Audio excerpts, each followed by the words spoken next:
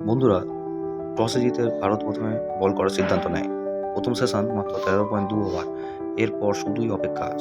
অবশেষে স্থানীয় সময় বিকেল 4:13 নাগাদ দিনের খেলা শেষের ঘোষণা করেন।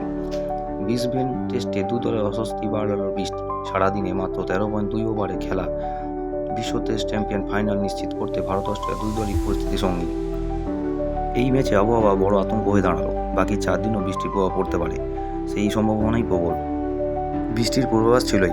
দিনের খেলা শুরুর সময় আকাশও ছিল মেঘলা। সেই কারণেই টসে জিতে বোলিং নিতে বিন্দুমাত্র ভাবনা-চিন্তা করেননি ভারতের অধিনায়ক রোহিত শর্মা।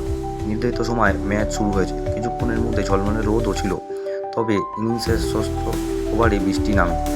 ফলে খেলা থামাতে হয়। প্রায় আধ ঘন্টার মতো খেলা বন্ধ থাকে। অবশেষে ফের শুরু হয়। সে সময় রোদ আরও বেশি ছিল। বোলাররা খুব বেশিক্ষণ সুবিধা পাবেন কিনা এই নিয়ে ধোঁসা ছিল। তবে বিশেষ করে বলতে হয় আকাশদীপের কথা। তাকে দেখে সিরাজও লেন বদল করেন।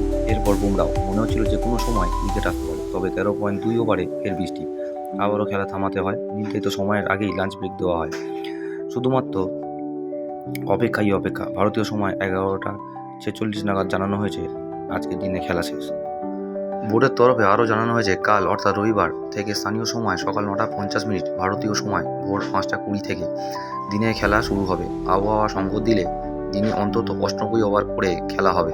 প্রথম দিন 13.2 ওভারে কোনো উইকেট না হারিয়ে 28 রান তুলেছে অস্ট্রেলিয়া।